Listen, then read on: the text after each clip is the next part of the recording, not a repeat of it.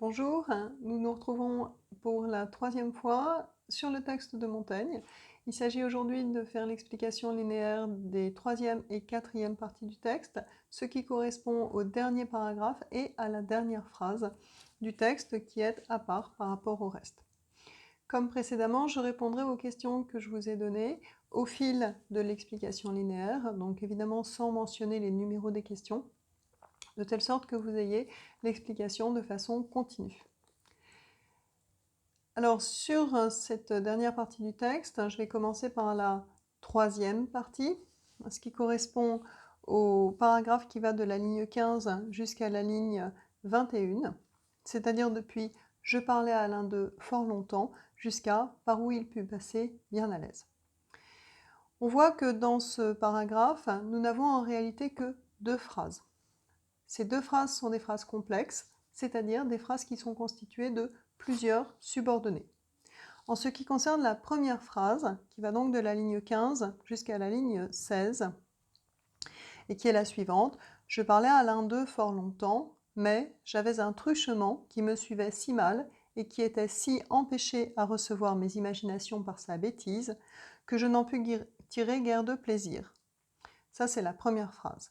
Cette première phrase, elle contient deux propositions indépendantes qui sont coordonnées par la conjonction de coordination « mais » qu'on trouve après un point-virgule. Et la deuxième proposition indépendante est elle-même une phrase complexe puisqu'elle est constituée de plusieurs subordonnées. Nous avons deux propositions subordonnées relatives qui suivent le nom commun truchement, qui me suivait si mal et qui était si empêché à recevoir mes imaginations par sa bêtise. Et nous avons aussi une subordonnée circonstancielle de conséquence qui est si mal et si empêché que je n'en pus tirer guère de plaisir. Quant à la deuxième phrase, c'est-à-dire celle qui commence à « sur ce que je lui demandais quel fruit il recevait de la supériorité qu'il avait parmi les siens » et qui va jusqu'à la fin du paragraphe, donc jusqu'à « par où il put passer bien à l'aise », cette phrase est extrêmement complexe, difficile à analyser, je reviens donc sur elle avec vous. Elle contient plusieurs propositions subordonnées et elle contient trois propositions principales. La première proposition principale, c'est « il me dit » que l'on trouve à la ligne 17. On a ensuite une deuxième proposition principale qui se trouve à « il me montra un espace de lieu » à la ligne 18 et une troisième proposition principale qui est « il dit ». Chacune de ces propositions est indépendante par rapport aux autres et on voit qu'à chaque fois on a des points-virgules qui les séparent. Nous avons effectivement un point-virgule entre la guerre et de combien d'hommes, ce qui se trouve à la ligne 18, et nous avons un autre point-virgule qui se trouve entre 4 ou 5 000 hommes et si hors la guerre, qui se trouve donc à la ligne 19. Par conséquent, nous avons ici, dans la tournure même de la phrase, et c'est intéressant, nous voyons que Montaigne donne à son interlocuteur, c'est-à-dire à l'Indien, la place principale, le premier rôle. Le sujet, effectivement, de ces trois propositions, il me dit, il me montra, il dit, c'est il. Et ce pronom personnel renvoie bien à l'Indien. Les verbes que je viens de citer sont soit des verbes de parole, avec le verbe dire, soit un verbe d'action, avec le verbe montrer. Il ne s'agit donc pas du tout pour Montaigne de placer son interlocuteur dans une position de spectateur ou d'auditeur, ce qui avait été le cas au contraire lors de la visite des Indiens de la ville de Rouen, on l'a vu dans le premier paragraphe, mais il s'agit, pour Montaigne, de le regarder d'égal à égal et de lui donner le rôle principal, justement, le premier rôle, qui est un rôle actif dans le dialogue. La structure même de la phrase de Montaigne nous permet de rendre compte ici de la volonté de l'auteur de faire de son interlocuteur le sujet principal. Donc, avant cette première proposition principale, il me dit, nous voyons un groupe prépositionnel qui est introduit par sur ce que je lui demandais, quel fruit il recevait de la supériorité qu'il avait parmi les siens. Ce groupe prépositionnel, cette préposition sur, est suivi d'une proposition subordonnée relative sur ce que je lui demandais. Et cette proposition subordonnée relative est elle-même suivie de deux propositions incises qui sont mises entre parenthèses. Nous les voyons à la ligne 17, car c'était un capitaine et nos matelots le nommaient roi. À l'intérieur de ces parenthèses, nous avons bien deux propositions qui sont chacune indépendantes, car c'était un capitaine, c'est la première, et nos matelots le nommaient roi, c'est la deuxième. Par ailleurs, nous avons pour la subordonnée relative qui commence cette deuxième phrase, sur ce que je lui demandais, quel fruit, etc., nous avons le sujet, sur lequel va porter la première question de Montaigne. Donc, par ailleurs, en ce qui concerne les deux propositions incises, c'est-à-dire les propositions qui sont mises entre parenthèses, nous voyons qu'elles expliquent la place particulière de l'interlocuteur de Montaigne au sein des siens, au sein des Indiens. On voit que la conjonction de coordination car, qui est utilisée donc au début de la phrase entre parenthèses, amène une explication par rapport à ce qui précède. Montaigne explique en effet qu'il a cherché à connaître ce que la position de supériorité apportait de plus à son interlocuteur, précisément parce que celui-ci occupait une place différente des autres.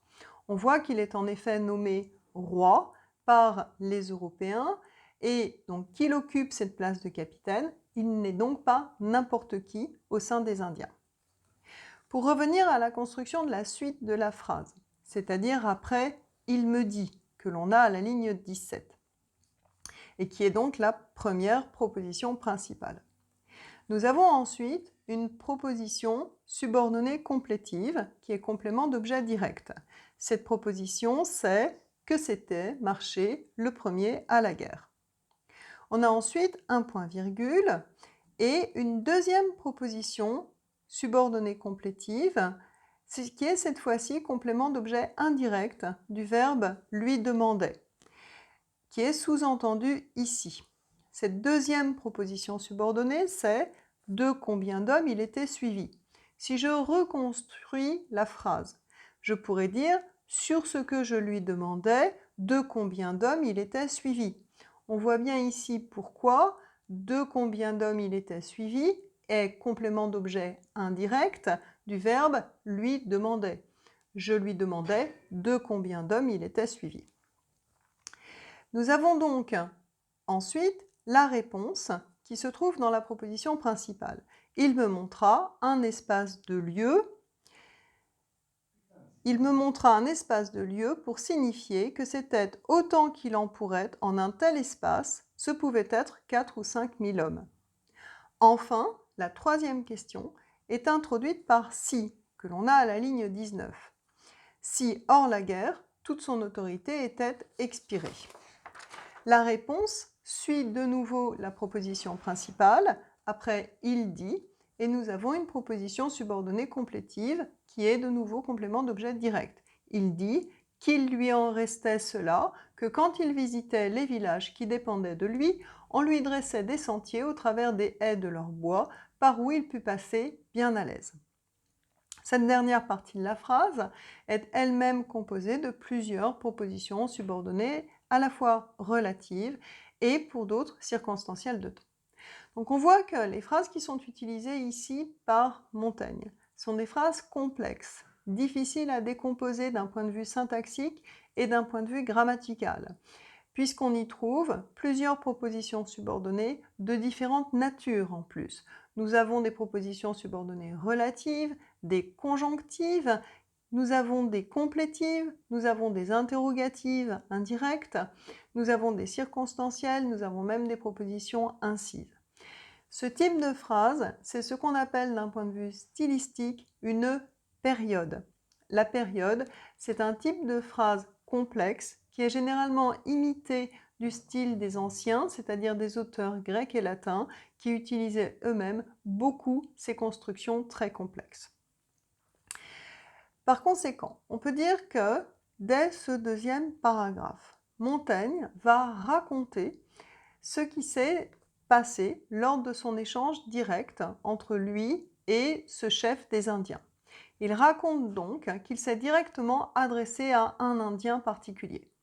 Pour raconter cela, il utilise le pronom personnel « je », alors qu'on avait vu que dans le paragraphe précédent, il s'agissait de rendre compte de paroles de quelqu'un d'autre, et ce quelqu'un d'autre n'était pas nommé.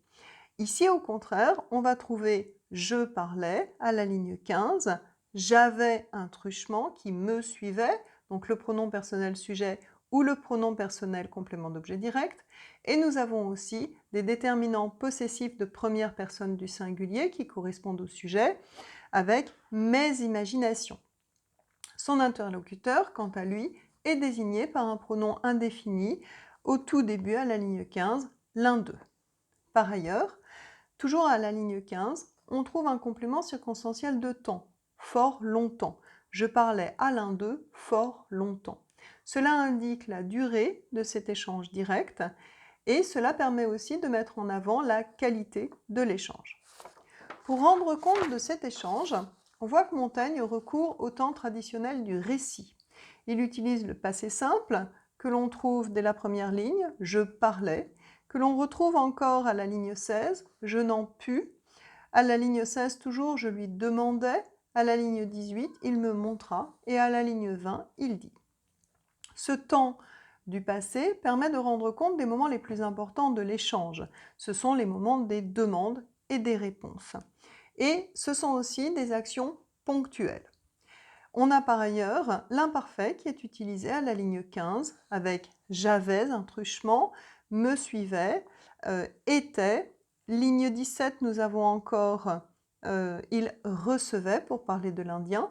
Cette fois-ci, l'imparfait est donc utilisé pour soit évoquer des actions de second plan, par exemple sur le traducteur, soit des actions qui sont inscrites dans la durée ou bien qui se sont répétées, qui sont habituelles, comme par exemple « c'était un capitaine et nos matelots le nommaient roi ».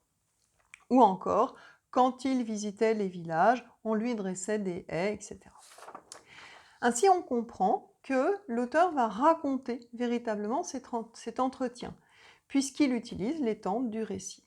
Et comme il s'agit de rendre compte des paroles de l'Indien, on peut dire qu'il utilise du discours narrativisé. Narrativisé, c'est-à-dire raconté. Cependant, on peut aussi remarquer qu'avant de commencer à proprement parler de sa narration, donc de ce qui s'est passé, Montaigne commence par parler de son traducteur, aux lignes 15 et 16. En effet, dans ce passage, on voit une proposition qui est coordonnée par « mais », à partir de « mais j'avais un truchement », coordonnée à la proposition indépendante du début. Je parlais à l'un d'eux fort longtemps, mais j'avais un truchement. Ces deux phrases sont reliées par un point-virgule. Le traducteur est désigné par le nom commun truchement, qui désigne en effet au XVIe siècle un secrétaire-interprète. La conjonction de coordination « mais » signale une rupture par rapport à ce qui précède. Et en effet, Montaigne nous informe à l'avance que cet échange a finalement été quelque peu décevant, car moins fructueux qu'il ne l'aurait voulu. Cela crée un lien avec le paragraphe précédent, car, comme précédemment, Montaigne crée un effet d'attente pour le lecteur. Il ne nous livre pas tout de suite le contenu de l'entretien. Il commence d'abord par exprimer le regret de ne pas en avoir obtenu davantage. Nous avons eu le même effet précédemment, alors que les détails du contexte étaient retardés. Alors, pourquoi Montaigne regrette-t-il de ne pas avoir pu tirer davantage de son entretien? Eh bien, cela tient au traducteur. Son traducteur, en effet, son truchement, donc, a nui à la communication, car, nous dit Montaigne, il était si bête qu'il ne réussissait pas à comprendre non pas l'Indien, comme on aurait pu le supposer, mais Montaigne. On voit donc que les deux propositions subordonnées relatives, qui sont compléments du nom truchement, donc complément de leur antécédent, contiennent toutes les deux un système consécutif. Ce système consécutif fonctionne avec l'adverbe d'intensité qui est répété et qui est l'adverbe si à la ligne 15. Nous avons qui me suivait si mal et qui était si empêché à recevoir mes imaginations par sa bêtise que je n'en pus tirer guère de plaisir. Le traducteur comprenait donc si mal Montaigne et était si bête que Montaigne n'en put tirer autant de plaisir qu'il l'aurait voulu. Et il est intéressant de remarquer ici que Montaigne prend bien soin de souligner que cela ne provient en aucun cas de l'Indien, mais que cela provient de l'interprète. Montaigne considère il a beaucoup d'estime pour l'Indien, et ça se sent. Mais en revanche, on voit ici que le traducteur français est lui complètement remis en cause. Ce n'est pas du tout le cas du visiteur étranger. Et c'est le signe de nouveau, de la part de Montaigne, du fort attrait qu'il a pour ces Indiens. Les 3 questions qui sont posées par Montaigne sont faciles à reformuler quand on a au préalable fait l'analyse logique de la phrase comme nous l'avons fait. La première question est la suivante. Quel bénéfice l'Indien retire-t-il de la position supérieure qu'il occupe parmi les siens? Cette question est formulée aux lignes 16 et 17 avec « Quel fruit il recevait de la supériorité qu'il avait parmi les siens ?» La deuxième question consiste en celle-ci. Combien d'hommes le suivent? C'est-à-dire, combien d'hommes sont sous son commandement? Cela correspond à la ligne 18, à la question de combien d'hommes il était suivi. Enfin, la troisième question est la suivante. Est-ce qu'il n'a plus aucune autorité quand la guerre est finie? Autrement dit, conserve-t-il encore quelque autorité en dehors des périodes de guerre? Cela est exprimé aux lignes 19 et 20, si hors la guerre, toute son autorité était expirée. Aux différentes questions posées par Montaigne, l'Indien donne des réponses qui peuvent être déroutantes pour les Occidentaux. La première question a trait au pouvoir, ainsi que le soulignent les propositions précédentes, avec les termes « la supériorité »,« un capitaine » ou « roi » à la ligne 17. Cela crée donc un écho par rapport au paragraphe précédent et aux remarques étonnées qui avaient été faites par les Indiens sur l'obéissance des soldats mûrs à un enfant roi. La réponse de l'Indien est succincte. Je cite « C'était marcher le premier à la guerre ». Et cette réponse souligne l'importance accordée à la bravoure guerrière, ainsi qu'on a déjà pu le remarquer précédemment. Il s'agit par contraste avec le monde européen de souligner que chez les Indiens, on n'a pas pour habitude de garder les plus hauts gradés en arrière, et d'envoyer, au contraire, les soldats en premier pour qu'ils servent de chair à canon.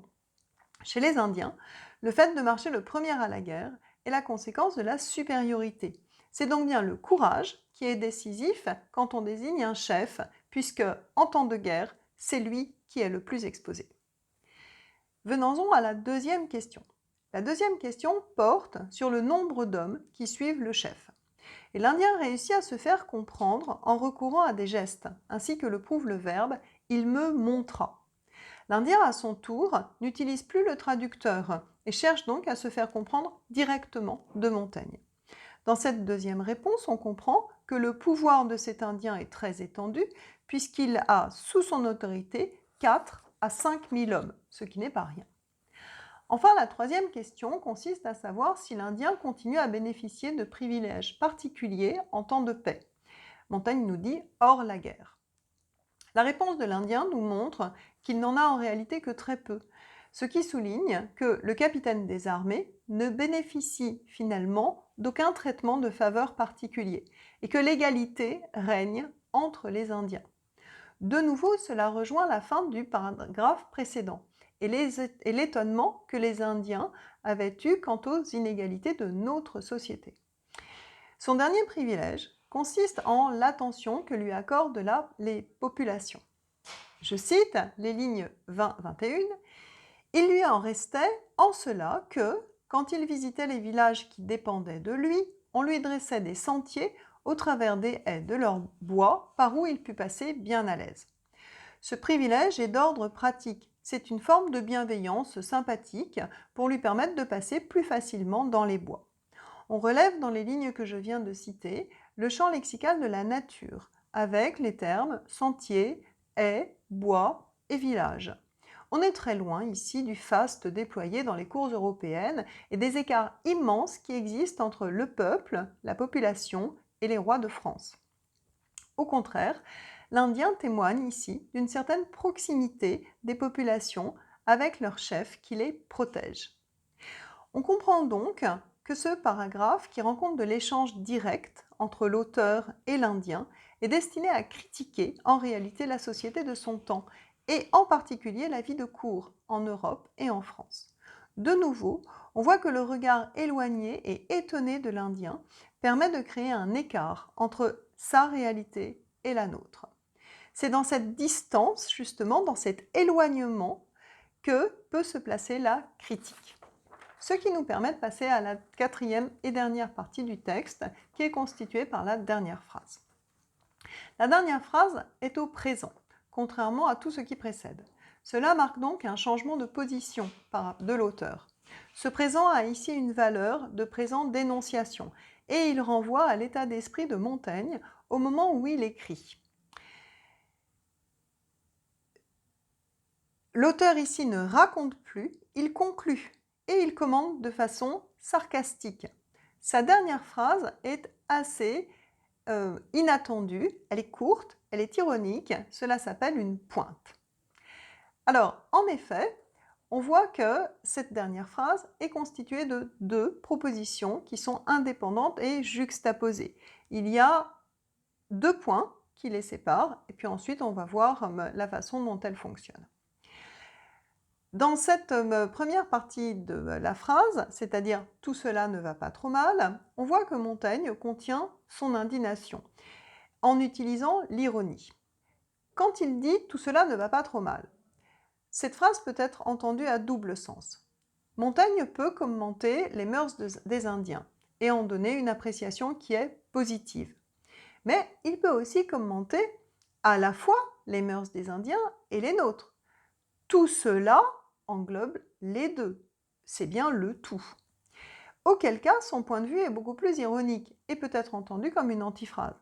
Tout cela ne va pas trop mal, tout dépend de quoi on parle. Si on parle des Indiens, en effet, ça ne va pas trop mal par rapport à tous les préjugés qu'on peut avoir. En revanche, si on parle de la France, cela va plutôt moins bien qu'il ne le laisse entendre.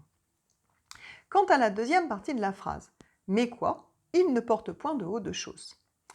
Cette deuxième partie de la phrase est surprenante parce qu'elle mentionne un détail vestimentaire caractéristique de son époque en Europe, à savoir les hauts de choses, qui sont ces espèces de shorts bouffants, pourrait-on dire, que les hommes portent au-dessus de leurs bas.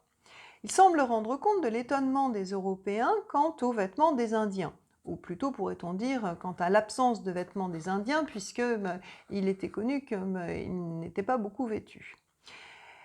Par conséquent, Montaigne prend dans cette dernière phrase le regard d'un Européen sur les Indiens, et il fait ressortir l'européocentrisme de notre civilisation. La mode vestimentaire européenne apparaît ici comme la norme, de la même manière que dans le paragraphe précédent, c'était la forme d'une belle ville qui apparaissait comme la norme, le modèle à suivre. Ce détail vestimentaire devient ici une métonymie de notre ethnocentrisme et constitue par conséquent un clin d'œil aussi aux nombreuses remarques des navigateurs européens qui ont tous souligné, quand ils sont allés au Nouveau Monde, la nudité des Indiens dont ils faisaient preuve et qu'ils estimaient être le signe irréfutable de leur barbarie.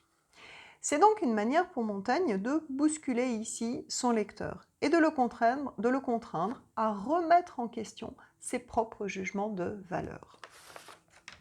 Pour conclure, nous voyons que ce passage clôt le chapitre des cannibales des essais, dans lequel Montaigne construit une critique très forte de la société française et européenne de son époque.